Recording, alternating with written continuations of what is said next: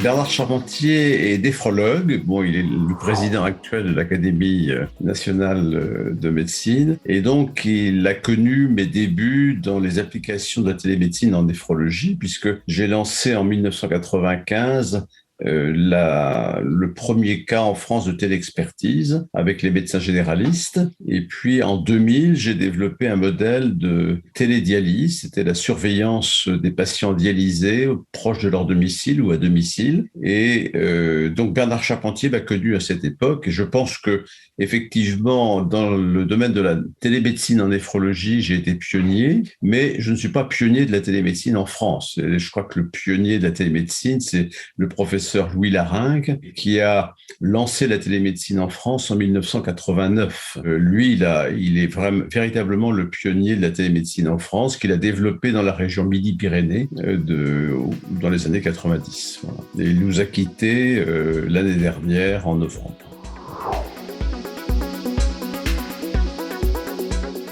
Oui, effectivement. Donc, j'ai la charge de cette action, puisque en 2018, nous avons, avec Pierre Simon, été très sensibles par le fait que la télémédecine et toute la santé digitale avançaient, rentraient un peu dans le mode opérant des prises en charge des usagers. Mais malheureusement, le parent pauvre était la formation. J'ai saisi l'opportunité de pouvoir être dans cette conférence des doyens de médecine, de pouvoir finalement rentrer et essayer de faire rentrer l'idée de mettre en place une formation à la télémédecine. Et ceci a trouvé un écho, parce que finalement, il y a eu des avancées de la compréhension de cette nécessité. Et donc, on a développé un groupe pour réfléchir aux items à mettre en place, à la fois dans les études de médecine, au niveau du premier cycle, mais aussi et surtout du deuxième et du troisième cycle, pour vraiment faire rentrer dans une pratique de formation initiale. Et donc, pour aller plus loin, et dans le cadre de la délégation nationale santé numérique, il y a eu toute une réflexion qui a été accompagnée par la Société française de télémédecine, justement, de pouvoir développer des actions de formation non seulement destinées des médecins, mais surtout les professionnels de santé, et de pouvoir coordonner cette formation avec la formation continue. Bien sûr, la formation continue a été le leitmotiv de la Société française de télémédecine depuis sa création, mais il était très important de pouvoir faire rentrer dans les premières années de formation des futurs professionnels de santé les items de la santé digitale, de cette santé numérique et de la télémédecine. Et donc, c'est un point qui nous tenait à cœur, à Pierre et à moi, sur le fait de pouvoir vraiment concrétiser ça. Et je suis assez heureux que l'on puisse le développer et que je puisse encore y collaborer. Ça a d'ailleurs été une des raisons de mon deuxième engagement de mandat de doyen, de pouvoir continuer à accompagner ce développement et de l'ancrer vraiment au plus fort de la formation des jeunes professionnels. Voilà, comme je vous l'ai dit, nous étions en France, à part l'expérience de Midi-Pyrénées, les néphrologues étaient un peu pionniers en 2006 dans une application de télémédecine qui s'appelait la télédialyse. Et donc, un groupe de néphrologues a décidé de former, disons, un groupe de travail de réflexion qui s'est appelé à l'époque Association nationale de télémédecine. Quand j'ai quitté le ministère de la Santé en 2010, donc on m'a demandé de reprendre la présidence, et à ce moment-là, on a pensé, d'ailleurs avec Thierry, que on pouvait élargir cette organisation à toutes les spécialités médicales. Alors l'objectif, au moins durant ma présidence, de 2010 à 2015, c'était de permettre à toutes les sociétés médicales savantes qui avaient des applications de télémédecine de nous rejoindre pour former un conseil scientifique et même d'administration qui étudie les pratiques professionnelles et donc qui s'intéresse au service médical rendu aux patients par ces nouvelles pratiques. Nous voulions, c'était du moins mon objectif, nous voulions sortir de l'aspect purement technologique de la télémédecine et s'attacher aux aspects organisationnels, car nous avions la conviction, et d'ailleurs le rapport ministériel que j'ai fait en 2008 avait pour titre « Place de la télémédecine dans l'organisation des soins ». Et donc, personnellement, je suis convaincu que la télémédecine n'est pas un problème technologique. La technologie évolue très rapidement, si vous voulez, on en parlera tout à l'heure, mais c'est un problème organisationnel. Et on l'a vu pendant la période Covid, où les médecins étaient pris de court, je dirais, pour développer des pratiques professionnelles à distance, et ils se sont réfugiés vers les outils qu'ils avaient l'habitude d'utiliser dans leur vie privée, que ce soit les outils WhatsApp, Messenger, Facebook, Skype. Et donc, on a bien vu qu'ils n'étaient pas préparés à pratiquer la télémédecine, et tout le travail que j'ai essayé de mener à la tête de la Société française de télémédecine de 2010 à 2015 a été de vouloir travailler avec l'ensemble des professions médicales et des spécialistes à une pratique professionnelle fondée sur des organisations nouvelles. Voilà. Et donc, en 2015, c'est Thierry qui m'a relayé, en fait, à la présidence. Je pense qu'il avait la même perception. Et puis, effectivement, en 2018, le changement de nom, Société française de santé digitale, a ouvert la réflexion à des aspects qui n'étaient pas uniquement organisationnels, mais à d'autres aspects technologiques. Et je reste persuadé qu'aujourd'hui, si on veut que la télémédecine se développe en France, et c'est d'ailleurs le but de ce livre que nous avons fait, on en parlera plus tard, c'est de montrer aux médecins et aux futurs médecins qu'on peut faire des bonnes pratiques médicales à distance à condition que ce soit bien organisé dans l'emploi du temps professionnel. Un mot en complément, effectivement. Lorsque j'ai succédé à Pierre à la tête de la Société française de télémédecine, nous avons continué dans cet objectif en identifiant aussi un point qui nous semblait aussi très important, qui était l'aspect, outre l'aspect juridique, qui était tout le champ des sciences humaines. Parce que finalement, et je rejoins complètement ce que disait Pierre sur l'aspect technologique qui est vraiment dans un bruit de fond. Le cœur de la télémédecine, c'est l'organisation et le lien entre les hommes. Et donc ce lien entre les hommes nécessite de bien maîtriser tous les impacts des sciences humaines que sont la sociologie, la psychologie, la philosophie, l'éthique, au-delà du juridique et de l'économie. C'est ça qui fait aussi le cœur et la pérennité de l'âme de la Société française de télémédecine, parce que finalement la technique va évoluer, les organisations vont se structurer, elles se structurent, et on est ravis de voir ça. Mais finalement, la dimension qui est la plus bouleversifiante, si je peux me permettre cet aphorisme, c'est la relation humaine. Et on voit très bien le rôle que ces nouveaux médias peuvent induire sur la relation humaine. Et donc, il faut être sensible au fait qu'on ne peut relayer la relation soigné-soignant à une espèce de virtualité numérique. Et on voit bien qu'il va falloir aller au-delà et apprendre aux professionnels à resserrer les liens qui forcément se distendent ou se modifient ou parfois peuvent même se distordre avec le tout numérique. C'est un point qui est important, que l'on doit à l'avenir encore continuer à travailler. Il est vrai que pour l'aspect un petit peu historique, si vous voulez, de cette évolution, la télémédecine a été lancée officiellement par les pouvoirs publics en 2011, en Conseil des ministres, pour améliorer l'accès aux soins dans 4 domaines, en fait, dans 5 domaines, qui étaient la radiologie, qui était l'AVC dont a parlé Thierry, qui était également l'accès aux soins dans les prisons. On commençait à s'intéresser, je dirais, à la problématique du suivi des personnes âgées vivant dans les établissements d'hébergement pour personnes âgées dépendantes, les EHPAD, et puis également les maladies chroniques, puisque nous sommes dans l'ère des maladies chroniques depuis le milieu des années 80. La télémédecine cherchait à essayer de mieux organiser les parcours de soins, l'accès aux soins, et c'était l'objet du premier plan quinquennal lancé le 9 juin 2011. Alors, il faut dire que il y a eu des difficultés pour l'application de ce plan, puisque l'assurance maladie qui était sollicitée pour mettre le financement dans le droit commun dès 2011 n'a pas suivi cette recommandation du ministère de la Santé et donc a préféré lancer des expérimentations qui ont échelonné, je dirais, la période de 2012 à 2017, expérimentations qui n'ont pas marché.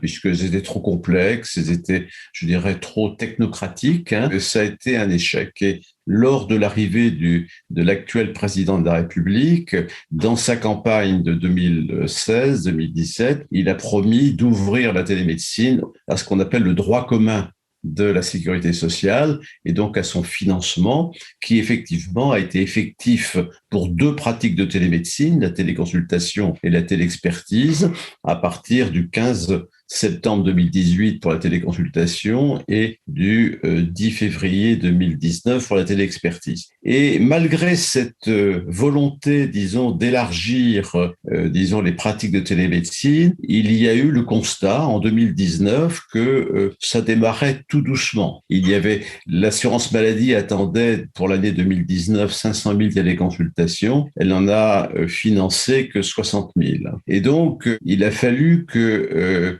il y ait cette période de Covid qui a contraint tous les acteurs de santé, pas uniquement les professions médicales, mais également les professions paramédicales, qui les a contraints à continuer leur action de soins à distance. Et donc, les médias ont interprété ça comme le boom de la télémédecine. Je suis plus réservé, si vous voulez. Je pense que, en fait, tous les acteurs de santé se sont débrouillés pour continuer leur pratique de soins, mais les pratiques disons, dont on parlait initialement et que Thierry a rappelé, disons, et qu'il avait développé sous sa présidence, eh bien, ces pratiques n'ont pas été de grande qualité. C'est-à-dire que beaucoup de télémédecine se faisait par téléphone ou par WhatsApp ou par Skype. Et donc, les bonnes pratiques que la Haute Autorité de Santé avait rappelées dans ces recommandations de 2018 et de 2019 ont été très peu appliquées. Et donc aujourd'hui, si vous voulez, la Covid a des points positifs indiscutablement. Ça a conduit beaucoup de professionnels à découvrir cette pratique à distance et certains l'ont adoptée indiscutablement et continuent à la poursuivre. Et puis, pour d'autres qui étaient plus réservés sur la télémédecine, ça les a convaincus que c'était pas une bonne pratique, qu'ils l'ont abandonnée et ils l'ont très critiqué après. On a cet aspect un petit peu mitigé du bilan de la Covid en matière de télémédecine et c'est aussi la raison pour laquelle, avec Thierry, nous pensons que les bonnes pratiques de télémédecine nécessitent un cursus universitaire, que le Conseil national du numérique appelle d'un mauvais terme la numéricité des professionnels de santé, mais en clair, il va falloir que les futurs médecins qui arriveront dans l'exercice professionnel vers 2030 aient une formation, disons, à ces nouvelles pratiques, à ce concept du numérique en santé. C'est la raison de notre livre. Il y a des points positifs, si vous voulez. Il y a d'une part, le financement avait été lancé. Ce que disait Nicolas Revel, le directeur de la Caisse nationale d'assurance maladie, c'est que la France était préparée, puisqu'il y avait déjà un financement qui avait été, disons, arrêté par l'assurance maladie. Mais ce qui a manqué, c'est la formation des professionnels de santé, disons, dans les années précédentes. Comme l'a rappelé Thierry, on a regretté on ait tant tardé à mettre cette pratique nouvelle, disons, dans le cursus universitaire. Et puis, probablement que les pouvoirs publics n'ont pas pris la mesure des enjeux et on pensait qu'on pouvait faire de la télémédecine en faisant un clic sur un ordinateur, comme l'a dit un ministre de la Santé à une époque, et qui montre dans quel état d'esprit étaient les gens, alors que nous, dans le cadre de la Société française de télémédecine, nous étions convaincus que ça n'allait pas se faire comme cela et qu'il fallait travailler, je dirais, sur les bonnes pratiques et sur le service rendu aux patients. Pour avancer même un peu, la télémédecine, c'est pas comme l'expression de M. Jourdain sur l'histoire de faire de la prose et des vers. C'est pas aussi simple que ça. Et le Covid-19 a bien montré non seulement les mésusages et le risque, au-delà du fait que la télémédecine a assuré un contrôle et un lien, a maintenu un lien entre les soignants et les soignés. Ça a été l'effet du damage control dont on parle assez souvent. Cet effet met en exergue les points positifs et les points négatifs. Elle met en exergue nos territoires sont inégaux en termes de couverture, de débit autorisant les relations. Et c'est quand même assez majeur. Ça met en évidence le fait que les matériels ne sont pas adaptés et que l'usage des téléphones et du smartphone tel que l'ont développé la jeunesse n'est pas totalement adapté à la réalisation de la téléconsultation. Lorsque on veut faire vraiment une téléconsultation, il faut faire une visioprésence, il faut avoir une interaction forte. L'interaction humaine, ça passe par le regard, ça passe par l'analyse des mimiques, du comportement non verbal, et tous ces éléments-là ne peuvent se régler sur des petites pastilles sur les smartphones. Et donc, on voit bien que les matériels vont devoir évoluer, que la sécurisation et que les protocoles et l'organisation doit être là. Et ça a fait un choc peut-être de prise de conscience, à la fois que ça pouvait être possible, mais qu'il faut encore avancer. Comme le disait Pierre, ça a renforcé certaines inhibitions chez certains sceptiques qui doivent nous faire aussi avancer sur les limites et sur le fait que la télémédecine n'est pas l'alpha et l'oméga du parcours de soins, mais n'est qu'un élément et que l'on doit l'intégrer par la formation pour bien voir les limites et puis les points négatifs comme les points positifs. On voit bien qu'il y a des efforts organisationnels à mettre en place, qu'il faut faire évoluer le matériel, les compétences, et en particulier un certain nombre de métiers se créent autour du numérique et qu'il faut accompagner, de même que pour mieux organiser le parcours de soins au sein des établissements. Le grand oublié de la télémédecine de ces dernières années, c'est finalement sur l'organisation hospitalière et sur les filières en établissement de santé. Les établissements de santé peinent à appliquer le tarif de la téléconsultation libérale dans leur modèle organisationnel. Les administrateurs d'établissements ont une peine à comprendre que finalement, la télémédecine, ça ne va pas remplacer les praticiens. Il faut quand même qu'il y ait des praticiens ou des soignants à chaque bout et des outils. Et donc, on voit qu'il y a encore des marges très importantes et que le Covid a souligné, parce que finalement, il a montré ce qui était possible, de ce qui n'était pas souhaitable et de ce vers quoi il faut qu'on tende. Et c'est en cela où le livre doit apporter des éléments aux lecteurs pour pouvoir mieux structurer leurs pensées et faire avancer la dynamique. Je ferai un petit complément également, parce que c'est un moment important de l'interview. Je pense que il y a eu un slogan, si vous voulez, qui a été lancé, c'est que la télémédecine supprime les déserts médicaux. Alors, c'est vrai que si on prend au sens propre ce slogan, le numérique peut aller dans les déserts médicaux, mais comme l'a rappelé Thierry, on constate souvent que les déserts médicaux sont aussi des déserts numériques. Et donc, je ne pense pas que ce soit un bon slogan. Quand vous faites une téléconsultation en particulier, il faut qu'il y ait un médecin au bout. Et donc, s'il n'y a pas de médecin dans certaines zones désertiques, c'est pas la télémédecine qui va l'arranger. Cette situation de désert médical a donné l'essor à des initiatives venant des assureurs et des complémentaires santé qui ont créé des plateformes de téléconsultation qui ont effectivement développé le slogan qu'ils étaient en mesure, disons, d'offrir des téléconsultations à des adhérents qui vivaient peut-être dans des zones isolées, qui n'avaient pas de médecin traitant ou qui n'arrivaient pas à joindre leur médecin traitant. Alors ça, c'est un débat, je dirais, qui sera relancé à la fin de la période Covid, car initialement, l'assurance maladie n'a pas souhaité reconnaître ces plateformes dans le cadre du droit commun de la sécurité sociale et elles sont financées aujourd'hui par les complémentaires santé et par les assureurs. Mais tous les citoyens français n'en bénéficient pas, on pense qu'il n'y a que 12 millions de Français qui bénéficient de cette offre faite par les complémentaires santé qui est de 6 téléconsultations par an.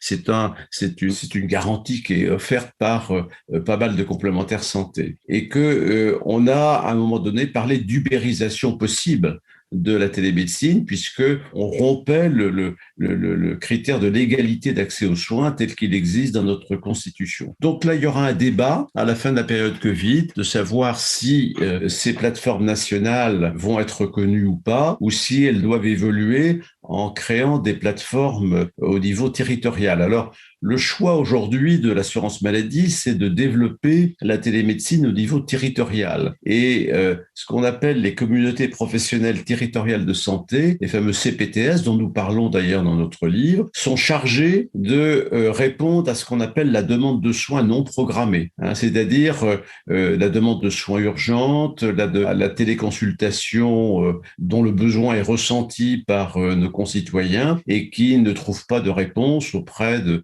l'organisation de la médecine de soins primaires, qui aujourd'hui est une organisation programmée, et donc qui se précipite jusqu'à présent au niveau des services d'urgence et encombre les services d'urgence. Là, il y a tout un champ organisationnel nouveau à préciser. J'espère qu'à la fin de la période Covid, on y verra plus clair. Je tenais à le dire parce que, en fait, ces plateformes nationales ont été reconnues pendant la période Covid et elles bénéficient du financement à 100% par l'assurance maladie.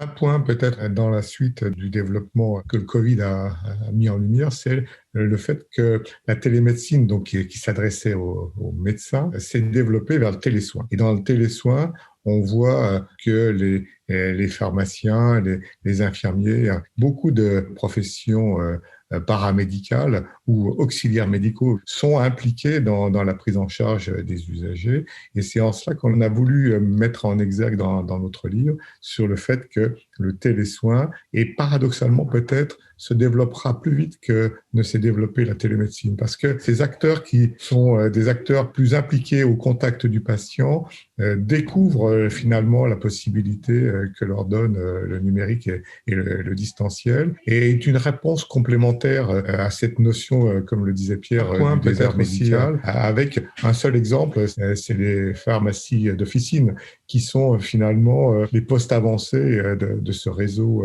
numérique qui va se créer. Les pharmaciens qui sont pragmatiques au sens où ils s'adaptent au terrain et apportent une réponse aux usagers de proximité vont être des vecteurs très forts de ce développement du télésoin. Et donc, on a voulu aussi, dans le cadre du livre, apporter ces réponses qui sont sur la construction qui nous paraît logique.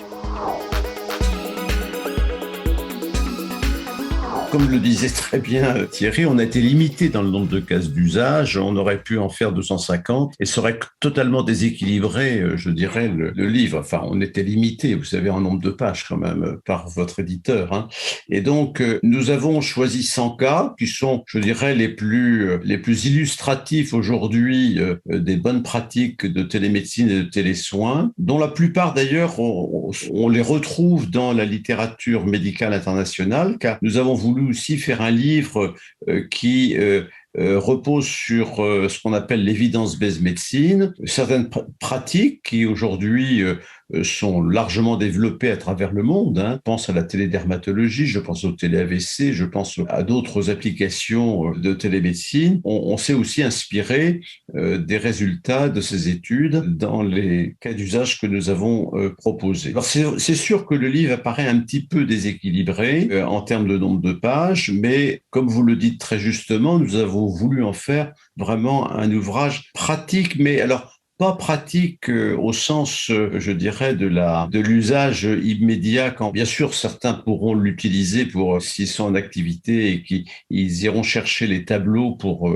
je dirais, mettre en œuvre, disons, des applications de télémédecine, mais surtout pour former les étudiants, enfin les professions médicales, sachant qu'il n'y a pas que les médecins, mais il y a les sages-femmes, il y a les chirurgiens-dentistes, que ce soit les professions paramédicales et les pharmaciens, l'étudiant puisse, disons, apprendre à pratiquer ses soins, la médecine, en s'appuyant sur des cas simples qu'il pourra reproduire, qu'il pourra mémoriser et qu'il pourra utilisé au départ. Et ensuite, comme le disait Thierry, les cas d'usage sont multiples, si vous voulez. Avec la pratique, les professionnels de santé en découvriront d'autres. Mais ils auront toujours ce cadre qui leur a été donné dans le livre et ils ont pris l'habitude de raisonner de cette manière pour mettre en place un cas d'usage de télémédecine ou de télésoins. Pour illustrer, si vous voulez, ce besoin de formation, je pense que la Société française de télémédecine a pendant des années demandé au pouvoir public d'intégrer la télémédecine dans ce qu'on appelle le développement professionnel continu, le DPC. Vous savez que nous avons en France une agence nationale du développement professionnel continu. Je dirais que la décision a tardé au niveau des pouvoirs publics, puisque la télémédecine a été mise au programme du DPC, comme on dit, du développement professionnel continu, que à la fin décembre 2018, vous voyez. Et donc, le temps que ces formations prennent leur envol, puisque il faut qu'elles soient financées pour les professionnels de santé, eh bien, on est arrivé mi-année 2019 et puis on est arrivé dans le Covid, si bien que ces formations professionnelles qui auraient pu aider les acteurs de terrain à bien connaître les bonnes pratiques de télémédecine n'a pas eu un envol suffisant. Et je pense que la décision de mettre la télémédecine et maintenant le télésoin dans le développement professionnel continu a été trop tardif. Ça a été trop tardif et ça a quand même ouvert la voie et on attire aussi l'attention des auditeurs et des lecteurs sur le fait que toute formation en télémédecine n'est pas égale par ailleurs. Il y a un certain nombre de critères qualité sur ces formations. Et aujourd'hui, c'est devenu un business comme un autre. On a été, Pierre et moi, sollicités par beaucoup d'acteurs pour recevoir des formations par un certain nombre d'officines dont on ne connaît absolument pas les organisations et les leaders qui se présentent comme des experts du champ. C'était important que l'on puisse mettre un cadre et que ce cadre soit connu sur les différents niveaux de formation. C'est ce qui nous a engagés, Pierre et moi, sur le fait qu'on a besoin d'avoir des ouvrages de référence qui donnent ces bonnes pratiques et qui donnent confiance aux gens qui hésitent de manière un peu brownienne à trouver quel type de formation. Et c'était aussi le sens de notre engagement et de la poursuite de cet engagement, finalement, de donner, voilà, si ce n'est les tables de la loi, en tout cas, le guide qui doit marquer la formation auquel vous allez devoir être confronté. Je pense que c'est un message important parce que aujourd'hui, où finalement on cherche à faire à court terme beaucoup de bénéfices et de pouvoir faire de l'argent, la télémédecine est malheureusement aussi sujette à ce risque. Alors, pour compléter, si vous voulez, aujourd'hui, l'état des lieux des formations, moi, personnellement, j'en fais un certain nombre, mais si on veut véritablement qu'il y ait, je dirais, des formations solides en termes de connaissances et de pratiques, il faut les faire sur 2 jours. C'est vrai que la période Covid a conduit à faire beaucoup de formations en distanciel maintenant, et il y a des formations qui se font sur quelques heures et qui sont surtout centrées sur la technique. Comment on se connecte, disons, à un outil, et parfois, disons, ces formations sont portées par les promoteurs eux-mêmes des différents outils, disons, dédiés à la téléconsultation. Il y a 2 approches différentes. Il y a une approche qu'on essaie de porter à travers ce livre comme en disant la technologie, c'est pas tout. Il faut bien sûr qu'il y ait des solutions numériques agiles, faciles pour les professionnels de santé. Elles ne le sont pas toutes aujourd'hui. Et puis, il y en a probablement trop sur le marché puisque le ministère de la Santé en a recensé presque 150 au mois de mars, au moment où le premier confinement a été lancé. Et elles sont de qualité totalement inégale, en fait. Et aujourd'hui, il faut que l'Agence du numérique en santé, qui est le bras armé, en quelque sorte, de la délégation du numérique auprès du ministre de la Santé, qui a en charge la transformation numérique du système de santé, il faut que cette agence, disons, à travers sa gouvernance, arrive à offrir aux acteurs de terrain des solutions simples, agiles, des recommandations, notamment en matière de protection des données de santé, car le reproche qu'on peut faire à la période Covid, c'est que les outils qui ont été utilisés par un grand nombre de professionnels de santé ne garantissaient pas la protection des données de santé. C'est une idée que nous avons, Thierry et moi, depuis des années. Il est vrai qu'avec la volonté des pouvoirs publics d'assurer une transformation numérique du système de santé, on a vu l'aspect technologique, disons, prendre le dessus, et ce qui est normal, puisque il y a dans beaucoup de domaines de la santé, il faut utiliser le numérique pour améliorer la performance, soit de la gestion médico-administrative, soit des dossiers médicaux, soit par exemple, la e-prescription, qui est une solution également qui doit se développer. Enfin, il y a beaucoup d'applications de ce qu'on appelle dans notre livre les services de l'e-santé. Et avec en plus l'intelligence artificielle qui arrive au galop, hein, on peut dire, et qui va venir structurer beaucoup d'outils de ces fameux services de l'e-santé. Mais on risque de retomber dans une situation que personnellement j'ai connue au début des années 2000, si vous voulez, qui a été l'objet d'ailleurs du rapport que m'avait demandé la ministre en 2007. C'est une vision purement technologique, je dirais, de la transformation numérique du système de santé, sans s'attaquer aux problèmes organisationnels et aux pratiques professionnelles. Et donc ce livre, il a voulu exister parce que nous sommes, Thierry et moi, attachés de par notre passé aux bonnes organisations et aux bonnes pratiques professionnelles. Je dirais, nous n'ignorons pas l'importance des outils, mais comme on l'a dit tout à l'heure, ils évoluent à une grande vitesse, et un outil qui était utilisé il y a 10 ans n'est plus utile aujourd'hui, et il est même parfois obsolète. Donc, on a pensé qu'il fallait faire un livre sur les bonnes pratiques organisationnelles, et pour que l'étudiant, même l'enseignant, hein, voit comment concrètement ces nouvelles pratiques et organisations se mettent en place, nous avons fait des cas d'usage. C'est-à-dire que nous sommes partis des spécialités qui ont déjà des applications de télémédecine, et nous avons réfléchi à la manière dont on peut utiliser ces pratiques à distance dans différents cas d'usage propres à chaque spécialité. Et on se rend compte, si vous voulez, que si les sociétés médicales savantes réfléchissent aujourd'hui, disons, au développement des applications de la télémédecine, et puis également du télésoin, hein, qui est arrivé au moment du Covid, eh bien, il faudra le faire en précisant de façon très simple, mais très claire, l'organisation, disons, d'une pratique professionnelle à distance. Et donc, l'originalité de ce livre, c'est de dire que dans les tableaux qui illustrent les cas d'usage, il y a d'une part l'organisation professionnelle de ce cas d'usage, et puis les services de l'e-santé qu'il faut utiliser pour être performant dans ces cas d'usage. C'est cette façon de voir la télémédecine et les télésoins qui nous a inspirés et qui a conduit à faire ce livre.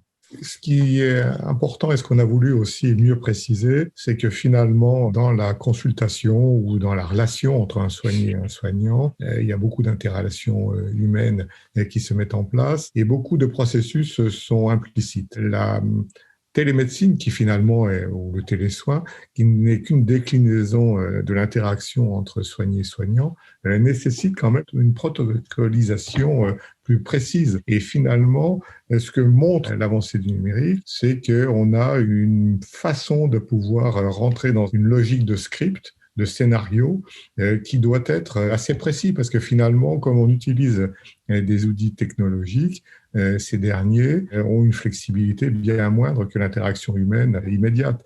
Et donc, on est obligé de pouvoir protocoliser et scénariser l'interaction sans la limiter, parce que finalement, on a mis 100 cas d'usage et on aurait pu en mettre 200 ou 250, parce que la force de la pratique va pouvoir démultiplier ces cas d'usage. Ce qui est important, c'est d'avoir la mécanique, c'est-à-dire d'avoir comment on peut vérifier un certain nombre de points techniques. Mais au départ, il va bien falloir maîtriser la machine, maîtriser les outils pour pouvoir dépasser leurs usages, pour essayer de reproduire l'interaction humaine en présence. On n'y arrivera pas, ou moins en tout cas pas dans les 10 ans qui viennent, à moins de verrous technologiques majeurs, les choses resteront quand même dans un état un peu figé, mais ça nécessite une connaissance. Et c'est important que les scénarios aient pu décrire l'ensemble des processus. Qu'est-ce qu'on va avoir besoin pour pouvoir réaliser, à quoi on est confronté en termes de solutions et d'organisation, Et donc, c'est ces éléments que nous avons voulu préciser pour que finalement les usagers en tirent bénéfice et que les professionnels arrivent à avancer et à avancer suffisamment pour oublier les aspects techniques, puisque finalement les aspects techniques doivent être simplement en fond et que le métier que l'on fait, c'est un métier de relations interhumaines.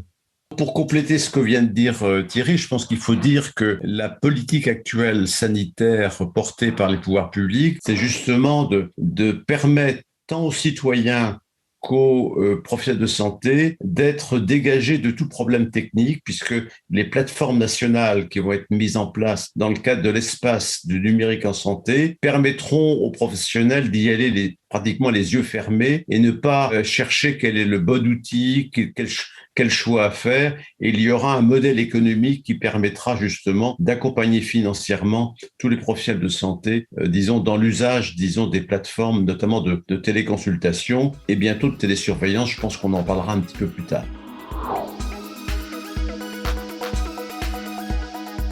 Je vais laisser Thierry compléter, mais nous pensons qu'il doit servir surtout, disons, aux étudiants en santé, aux enseignants, disons, dans toutes les institutions de santé. Alors pourquoi nous pensons que c'est peut-être le principal public? Parce que le constat qui est fait aujourd'hui, si vous voulez, après la Covid, c'est que les professionnels de santé qui sont sur le terrain ont d'une part du mal, disons, à suivre des formations. Moi, je fais beaucoup de formations et il faut dire qu'il n'y a pas beaucoup de professionnels de santé qui s'inscrivent aux fameuses formations DPC et que, bien sûr, on continuera à les accompagner et le livre peut leur être utile, hein, bien sûr, toutes ces personnes qui sont sur le terrain. Il faudra être patient. Les nouveaux professionnels de santé qui maîtriseront totalement, disons, ces pratiques nouvelles, sortiront dans les années 2030 ou avant s'ils sont des paramédicaux. Mais il faut pas avoir l'illusion que un bouquin comme le nôtre va en quelques mois transformer la télémédecine, disons, en France. Ça va se faire sur plusieurs années et c'est le but d'ailleurs de ce livre, en fait. C'est le but. On est dans une société où il faut tout faire vite. Le temps du livre est quand même un temps aussi où on peut s'approprier un peu plus lentement, mais un peu plus en profondeur. Et de pouvoir y revenir, c'est l'idée finalement de ce livre qui essaye de balayer l'ensemble du monde numérique lié à la santé, associé à des cas d'usage. C'est de pouvoir y revenir et que les professionnels en formation initiale ou en formation continue puissent y revenir pour dire finalement, là, je suis dans une situation et en quoi cette situation va varier, en quoi je vais pouvoir la faire varier, mais toujours, comme le précisait Pierre, avec un cadre précis pour lui permettre de pouvoir innover, peut-être aussi. Alors, peut-être qu'on se trompe, qu'on est de l'ancien monde, où on pense que le temps de la lecture et de l'assimilation en tournant les pages, ou en cochant, ou en surlignant le livre, permet pour un étudiant de mieux se l'approprier. Versus finalement plein de formations en capsule vidéo où ça rentre par une oreille et ça ressort par l'autre parce que en même temps on a fait des mots croisés, son pari à des fameux sites de paris en ligne et puis on a été pris par ses enfants parce qu'il fallait les accompagner. Donc on voit bien que l'effet Covid en démultipliant la sollicitation vidéo, et on a tous été sollicités par des dizaines de formations ou de réunions en ligne, où la trace mnésique est relativement modeste, parce que le profil attentionnel, lorsqu'on suit une formation en vidéo, s'évanouit assez rapidement. S'évanouit peut-être un peu plus vite que lorsqu'on est en présentiel dans des réunions. Tout ce qui est le langage corporel et tout ce qui est le non-verbal nous attire aussi et nous apprend aussi beaucoup des présentateurs ou même des spectateurs qui sont autour des interlocuteurs. On perd complètement ces dimensions par les formations vidéo. Et finalement, le livre nous ramène aussi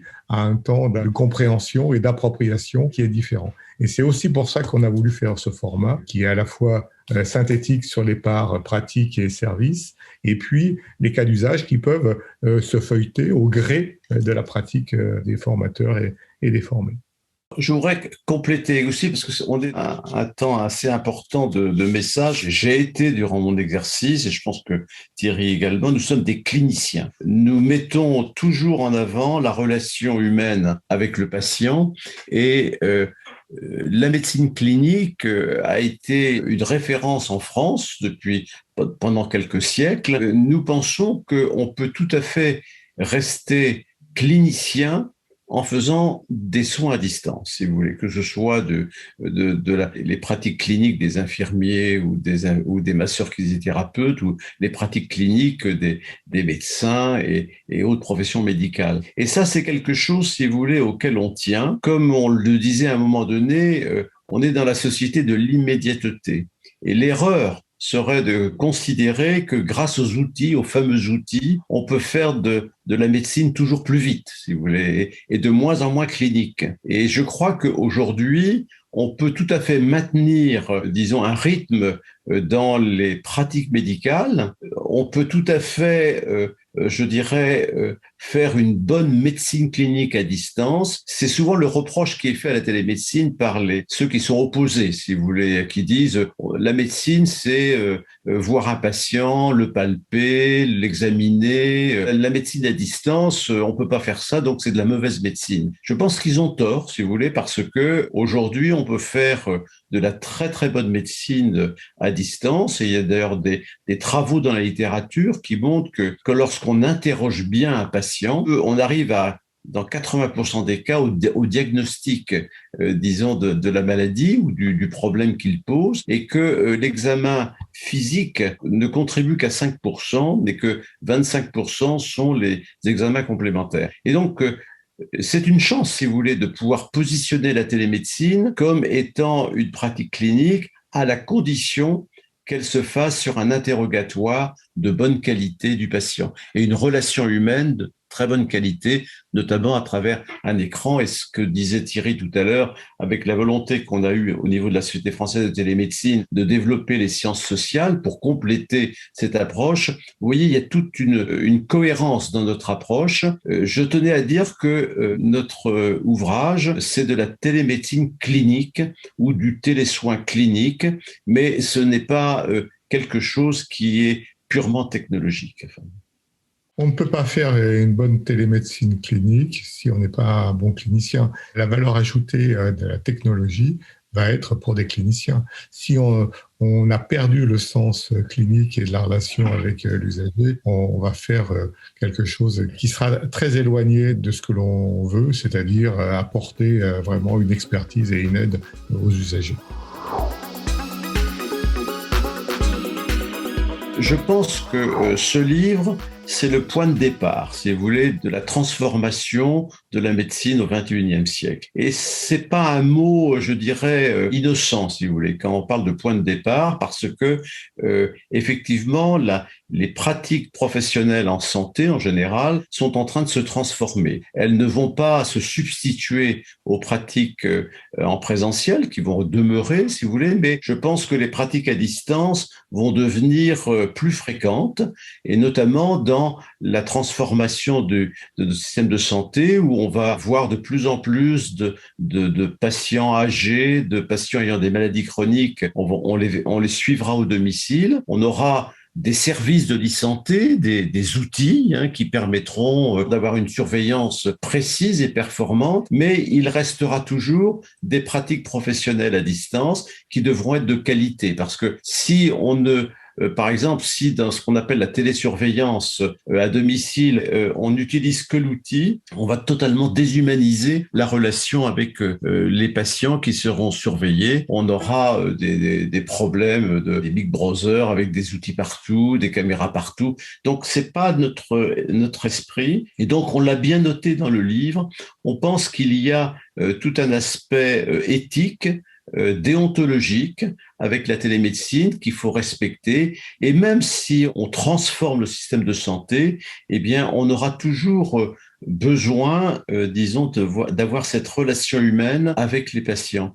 Et je pense qu'on met cet accent dans le livre, et on aime beaucoup, Thierry et moi, disons, une vision d'un Américain qui s'appelle Stephen Klass, qui est le président de l'université de Philadelphie, et qui dit que à partir de 2030, lorsque on disposera d'outils performants pour le diagnostic, pour le traitement apporté par l'intelligence artificielle, eh bien, le médecin devra passer son temps à plus de prévention et surtout à avoir un dialogue soutenu avec ses patients, justement pour éviter de prévenir les maladies du vieillissement, les maladies chroniques. Et il dit avec juste titre, on jugera un médecin au XXIe siècle, dans les années 2030-2040, sur leur capacité à prévenir les maladies plutôt qu'à les soigner. Il y aura toujours du soin, bien sûr, hein, mais c'est une approche